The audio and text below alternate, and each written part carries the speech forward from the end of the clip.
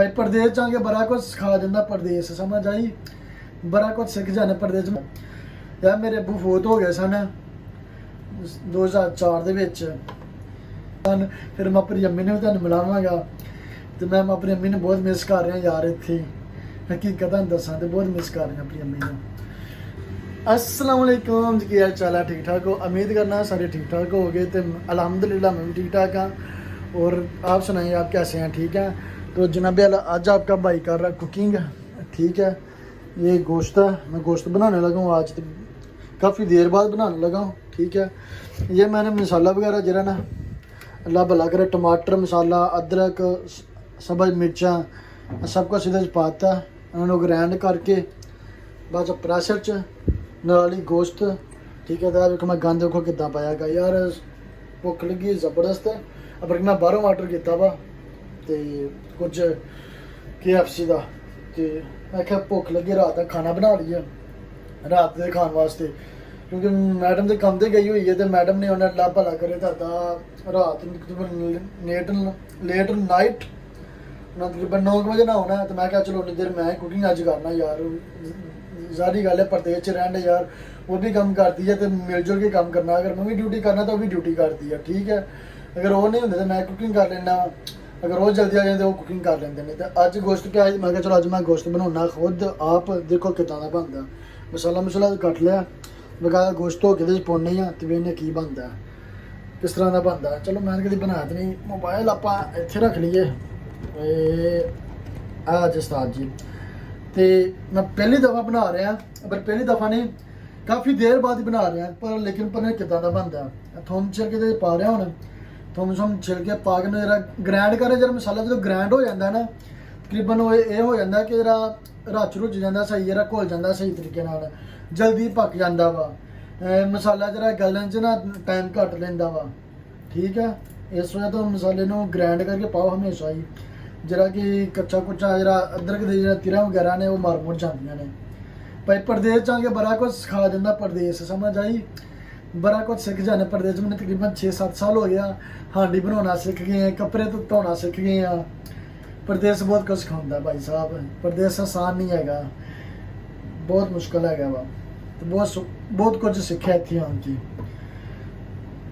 बहरहाल जसा जी भाई साहब जो पाकिस्तान है अपनी कंट्री च बैठी हो, जिथे जिथे बैठे हो, जिथे जिथे मेरा ब्लॉग देख रही हो, परदेस बहुत मुश्किल है। मैं अपनी जाती रही है, मिठी जेल हैगी आ, ठीक है। जो एक बंदा परदेसी हो जाए ना, फिर परदेस जो रह जाता है, वो वास्ते फिर जरा अपना मुल्क ना वो समझो कि फिर परदेस ही आ, अपना जो घर वो परदेस आ, जिन्हें घर का परदेस हो जाता वा कि साल बाद जाना महीने वास्ते, ठीक है। और महीना इदा गुजरता वा कि जब समझ नहीं आती है कि जब 15 दिनों का महीना हो जाता है, लेकिन परदेस एक साल इंतजार करना। तकरीबन हम मैनू 3 साल हो गए मैं पाकिस्तान नहीं गया। और तुहानू एक गल दसा, अम्मी की भी बहुत याद आ रही है, लेकिन जाना उन्हें 2 महीने तक इंशाल्लाह पाकिस्तान। फिर मैं अपनी अम्मी ने भी तुहानू मिलावांगा। तो मैं अपनी अम्मी ने बहुत मिस कर रहा यार, इत्थे हकीकतां दसां तो बहुत मिस कर रहा अपनी अम्मी ने। बहरहाल आई लव यू मामा है, लेकिन बहुत मिस कर रहा हूँ अपनी अम्मी ने। तुसीं हुण ये सोचदे हो कि अम्मी हुणां दा नाम ले जा रहा, वालिद साहब हुणां दा नाम नहीं लै रहा, अपने अब्बू का नाम नहीं ले रहा। यार मेरे अब्बू फौत हो गए सन 2004 ਦੇ ਵਿੱਚ। मैं छोटा जहा सा उदों, तकरीबन मेरी उम्र है सी तकरीबन वो एक 14 साल उम्र से मेरी जो मेरे अब्बू फौत हो गए सन।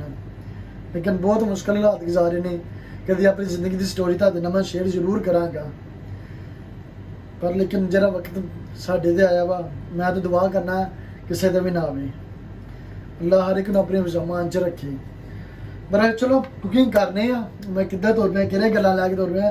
तो अज मैं गोश्त बना के तो फिर वो दिखाना वा, बगैर मसाला मसूला ग्राइंड करना पा के सब कुछ पा के फिर मैं दिखाना, फिर मैंने दसना कमेंट बॉक्स च गोश्त सही बने होएगा या नहीं, ठीक। चलो चलो सब मैं ना गाइस चेक करो, मसाले का बनाता मिल्क शेक, ठीक है। जो मिक्स फ्रूट का मिल्क शेक बन जाता ना, मैंने साढ़े का मिल्क शेक बनाता।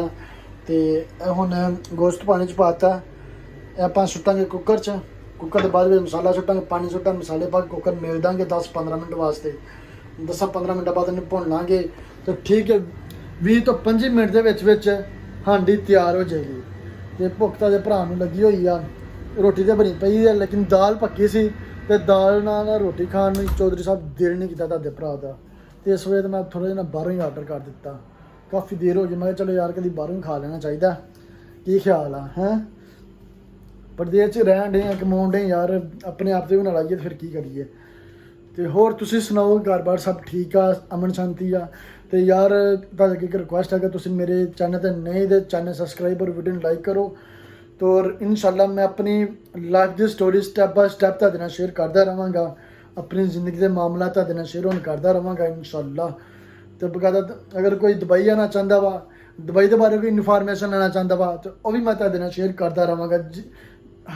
हर कमेंट का जवाब दिता जाएगा इंशाल्लाह। मैं कोशिश करांगा ਤੁਹਾਡੇ हर कमेंट का जवाब देवां, ਤੁਹਾਡੇ सवालों का जवाब देवां, ਤੁਹਾਨੂੰ ਦੱਸਾਂ कि दुबई च फैमिली लाइफ किस तरह की है, अगर कोई फैमिली लाइफ इतने किस तरह गुजार सकता है, अगर अपनी बीवी ਨੂੰ ਬੱਚਿਆਂ ਨੂੰ ਲਿਆ ਕੇ अगर मुस्तकबिल ਦੇ ਇੱਥੇ ਆਉਣਾ ਚਾਹੁੰਦੇ ਹੋ ਤੇ ਕਿਆ ਤੁਹਾਡੇ ਵਾਸਤੇ ਸਹੀ ਹੈ ਜਾਂ ਨਹੀਂ ਸਹੀ। ਲੇਕਿਨ ਜੋ ਹਾਲਾਤ ਪਾਕਿਸਤਾਨ ਦੇ ਨੇ ਨਾ, ਉਹਨੂੰ ਅਗਰ ਸੋਚਿਆ ਜਾਏ ਤੇ ਮੈਂ ਨਾ ਦੁਬਈ ਸਹੀ ਉਸ ਨਾਲ ਉਹਦੀ ਬਿਹਤਰ, ਕਿਉਂਕਿ ਪਾਕਿਸਤਾਨ ਦੀ ਮਹਿੰਗਾਈ ਔਰ ਇੱਥੇ ਦੇ ਕੰਪੇਅਰ ਕੀਤੀ ਜਾਏ ਨਾ ਤਕਰੀਬਨ 19-20 ਦਾ ਫਰਕ ਰਹਿ ਗਿਆ, ਜ਼ਿਆਦਾ ਨਹੀਂ ਰਹਿ ਗਿਆ ਹੈਗਾ। ਕੀ ਗਾਇਸ ਦੇਖੋ ਨਾ, ਗੋਸ਼ਤ ਪਾਤਾ, ਮਸਾਲੇ ਮਸੂਲੇ ਪਾਤੇ ਨੇ, ਠੀਕ ਹੈ ਨਾ। ਦੇਖੋ ਨਾ ਉਹ ਵਿੱਚ ਹੁਣ ਅੱਲਾ ਤਾਂ ਭਲਾ ਕਰੇ ਤੁਹਾਡਾ ਉਹ ਟਮਾਟਰ ਵਗੈਰਾ ਇਹ ਉਹ ਨਜ਼ਰ ਨਹੀਂ ਆ ਰਿਹਾ ਹੈਗਾ, ਉਹ ਸਾਰੇ ਮਿਕਸ ਹੋ ਗਏ। ਲੇਕਿਨ ਮੈਨੂੰ ਯਾਦ ਆ ਮੈਂ ਪਿਆਜ਼ ਨਹੀਂ ਪਾਇਆ ਹੈਗੇ ਜੀ, ਲੇਕਿਨ ਕਿਚਨ ਦਾ ਹਾਲ ਕੀ ਹੋ ਗਿਆ, ਕਿੰਨਾ ਖਿਲਾਰਾ ਪਾਇਆ। ਬੇਗਮ ਮੇਰੀ ਤੇ ਆ ਕੇ ਕਹੇਗੀ ਯਾਰ ਕੀ ਤੁਸੀਂ ਖਿਲਾਰਾ ਪਾਇਆ, ਸਾਡੇ ਤੇ ਨਾਲ ਹੀ ਬਣਾਇਆ ਕਰੋ ਚੰਗਾ। ਯਾਰ ਇੱਕ ਗੱਲ ਹੈ ਯਾਰ, ਇਹ ਕਹਿੰਦੇ ਨੇ ਕਿ ਬੰਦੇ ਬਹੁਤਾ ਖਿਲਾਰਾ ਪਾਉਂਦੇ ਜਨਾਨੀਆਂ ਤੋਂ, ਗੱਲ ਸੱਚੀ ਐਵੇਂ ਹੀ ਆ। ਮੈਂ ਪਿਆਜ਼ ਕੱਟ ਕੇ ਨਾ ਵਿੱਚ ਪਾ ਲਾ, ਮੈਨੂੰ ਪਿਆਜ਼ ਹੀ ਪਾਉਣਾ ਯਾਦ ਭੁੱਲ ਗਿਆ। ਤੇ ਪਿਆਜ਼ ਤੋਂ ਬਗੈਰ ਤੈਨੂੰ ਪਤਾ ਕੀ ਆਂਟੀ, ਮੈਂ ਤਾਂ ਪਿਆਜ਼ ਤੋਂ ਬਗੈਰ ਅੱਜ ਮੈਂ ਗੋਸ਼ਤ ਬਣਾ ਦੇਣ ਲੱਗਾ ਸਾਂ। ਲੇਕਿਨ ਦੇਖਾਂਗੇ ਹੁਣ ਕਿੱਦਾਂ ਦਾ ਬਣਦਾ। ਪਿਆਜ਼ ਪਾ ਕੇ ਇਹਨੂੰ ਮੇਲ ਦੇਣਾ, ਪ੍ਰੈਸ ਲਾ ਦੇਣਾ, 15-20 ਮਿੰਟ ਬਾਅਦ ਇਹਨੂੰ ਭੁੰਨਾਂਗੇ, ਭੁੰਨ ਕੇ ਫਿਰ ਤੁਹਾਨੂੰ ਦੱਸਾਂਗਾ ਕਿੱਦਾਂ ਦਾ ਬਣਿਆ ਵਾ।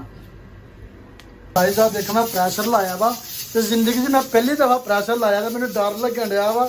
ਇਧਰੋਂ ਪਾਣੀ ਝੋਣ ਡਿਆ ਤੇ ਮੈਨੂੰ ਡਰ ਲੱਗਣਾ ਕਿ ਫਾਟੀ ਨਾ ਜਾਵੇ। ਸਮਝ ਕੇ ਬਾਹਰ ਮੈਂ ਜ਼ਿੰਦਗੀ 'ਚ ਪਹਿਲੀ ਦਫਾ ਲਾਇਆ ਪ੍ਰੈਸ਼ਰ। पर मैं सिटी लैंडी कितनी देर लोना कितनी देर नहीं कोई पता नहीं। जी मेरी यूट्यूब फैमिली फाइनली मैंने तो चौसा हांडी रेडी कर लिया। तो थोड़ी जी इसकी शक्ल दे के अंदाज़ा लगा के दसवा कि ये किस तरह का होएगा।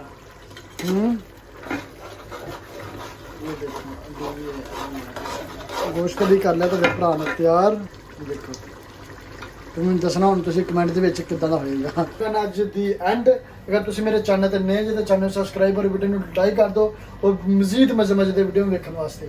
अल्लाह हाफिज़, दुआ में याद रखिएगा।